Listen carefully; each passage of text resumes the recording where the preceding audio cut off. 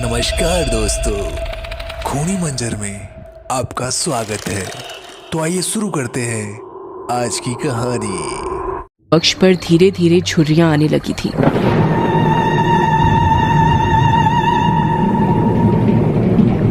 उसके हाथ पैरों की नसें बाहर निकलने लगी थी। उसके बाल काले से सफेद होने लगे थे। देखते ही देखते वो लड़की अचानक से बूढ़ी औरत में तब्दील हो जाती है। ये सब देखकर विराट की आंखें फटी की फटी रह गई थी। उसका गर्म बदन अचानक से ठंडा पड़ गया था। विराट कांपते हुए कहता है, कौन हो तुम? वो लड़की धीरे से कहती है, मैं यक्षिणी, तेरी मौत। ये सुनकर विराट के रोंगटे खड़े हो जाते हैं और वो झट से उससे दूर हटने लगता है। पर उसी वक्त यक्षिणी उसे अपने दोनों हाथों से पकड़ लेती है और कहती है, अभी कहाँ जा रहे हो प्रियतम? मेरी प्यास अभी बुझी नहीं है। तुम तो मुझे कल, परसों, नरसों हमेशा तक जगाना चाहते थे ना? क्या हुआ, थक गए या डर गए मेरा असली रूप देखकर?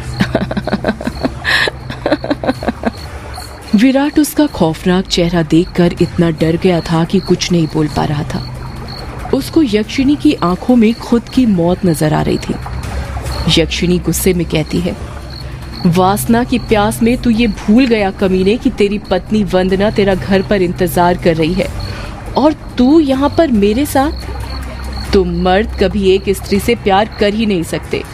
तुम्हारी हवस कभी खत्म नहीं होने वाली। इतना कहकर यक्षिणी अपना हाथ विराट के सीने पर रख देती है।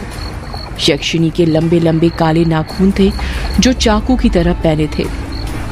विराट डरते हुए कहता है, नहीं नहीं, ऐसा मत करो, जाने दो मुझे। जाने ही तो दे रही हूँ, भोली भेंटोला, भोली भेंटोला। इतना कहकर यक्षिणी अपना हाथ विराट के सीने के अंदर घुसा देती है और उसी वक्त जोर से काले बादल गरजने लगते हैं और बारिश होने लगती है।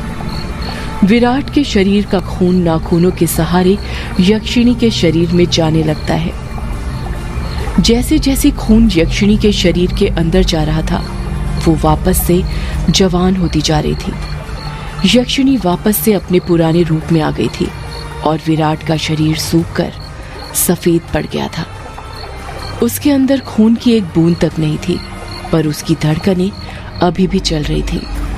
यक्षिणी अपना मुंह विराट के कान के पास ले जाती है और फुसफुसाते हुए कहती है, राम रो न राम रो, राम रो न राम रो। इतना कहकर यक्षिणी अपना खून से सना हाथ विराट के सीने से बाहर निकालने लग जाती है। जैसे ही यक्षिणी अपना हाथ विराट के सीने से बाहर निकालती है, विराट अपना दम तोड़ देता है, क्योंकि यक्षिणी के हाथ में विराट का दिल था जो सिकुड़ चुका था। अगले ही पल यक्षिणी विराट का दिल लेकर गायब हो जाती है, ठीक उस तरह जिस तरह बारिश की बूंदें होती हैं।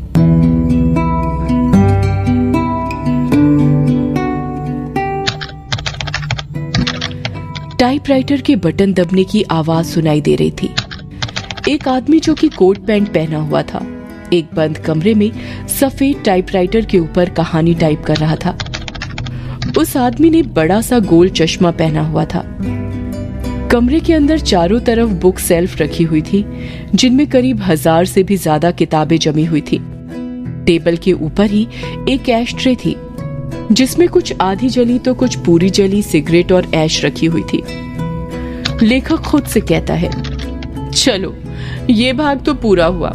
अब दूसरे भाग में वंदना अपने पति की मौत का बदला लेगी, साथ में यक्षिणी के अभिशाप का पता लगाएगी और उसे इस अभिशाप से मुक्ति दिलाएगी। रीडर्स को बहुत दुख होगा विराट की मौत से, पर क्या करें, मौतें होंगी तभी तो हॉरर कहानी आगे बढ़ेगी। इतना कहकर लेखक एक सिगरेट जलाता है और उसके कश खींचते हुए अपने मोबाइल से किसी को फोन करने लग जाता है। फोन के अंदर से उबासी लेते हुए आवाज सुनाई देती है, हेलो कौन? हेलो जगदीश, वो मैं बोल रहा था, कि कहानी तैयार हो गई है। अच्छा सर, आप हैं? क्या कहा आपने? कहानी तैयार हो गई? ये तो बहुत अच्छी बात है सर, पर बुरा मत मानिएगा सर, ये बात आप मुझे सुबह भी बता सकते थे। इतनी रात में कॉल करने की क्या जरूरत थी? लेखक सिगरेट का कश खींचते हुए कहता है। क्या कहा? इतनी रात में? आखिर अभी वक्त ही क्या हुआ है? बस लेखक ने इतना ही कहा था कि तभी उसकी नजर उसके हाथ की पुरानी सी वॉच पर पड़ती है और वो देखता है कि रात के 3:05 हो रहे थे। लेखक अपनी गलती महसूस करते हुए कहता है, अरे 3 बज गए? इतनी रात हो गई, मुझे तो पता ही नहीं चला। मुझे तो लगा अभी 9-10 बज रहे होंगे। कोई बात नहीं सर, मैं समझ सकता हूँ। आप इतनी लगन के साथ कहानी लिखते हैं कि आपको वक्त का एहसास ही नहीं होता। हाँ ये तो है, देखना जब ये किताब आएगी तो लोगों के रोंगटे खड़े हो जाएंगे। रात रात भर जाग कर ये कहानी लिखी है मैंने। वो तो होनी ही है सर, आखिर आपकी कहानी में जान होती है, इतनी जान कि सोए हुए मुर्दों को भी जगा दे और उनको भी कहानी सुनने के लिए मजबूर कर दे। वैसे अभी जो कहानी आपने लिखी उसका नाम क्या है? इस कहानी का नाम है यक्षिणी एक डायन। मोबाइल के अंदर से हैरानी के साथ आवाज सुनाई देती है। क्या कहा सर? यक्षिणी? हाँ यक्षिणी। क्या हुआ, तुम इतने शॉक्ड क्यों हो रहे हो?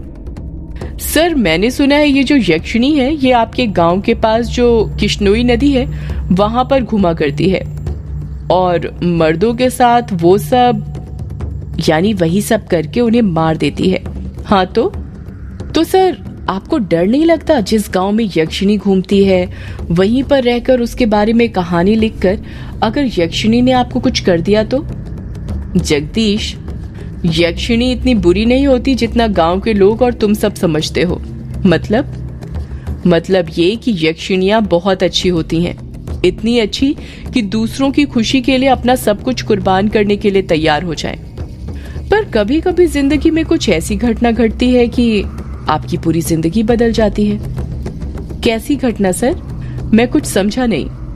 पौराणिक मान्यताओं के अनुसार हमारे ब्रह्मांड में अनेक लोक हैं जिसमें देवी देवताओं, सुर असुर, राक्षसों का वास होता है। इन सभी लोकों की दूरी पृथ्वी से अलग अलग है। कहा जाता है कि इन सभी लोकों में विष्णु लोक सबसे ऊपर है और सबसे निचला लोक यक्ष, यक्षिणियों और अप्सराओं का है जो पृथ्वी से सबसे नजदीक हैं।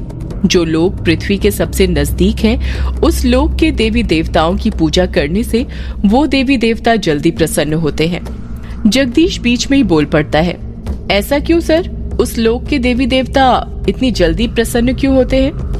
क्योंकि लगातार ठीक दिशा और समय पर किसी मंत्र की साधना करने से उन देवी देवताओं तक तरंगे जल्दी पहुंचती हैं। यक्ष यक्षिणियों के लोक में से ही एक यक्षिणी द्वापर युग के अंत में पृथ्वी पर आई थी, जिसको एक अभिशाप मिला था। एक ऐसा अभिशाप जिसने उसकी जिंदगी बदल दी थी। कैसा अभिशाप सर? आप किस अभिशाप की बात कर रहे हैं और उसे ये अभिशाप किसने दिया था?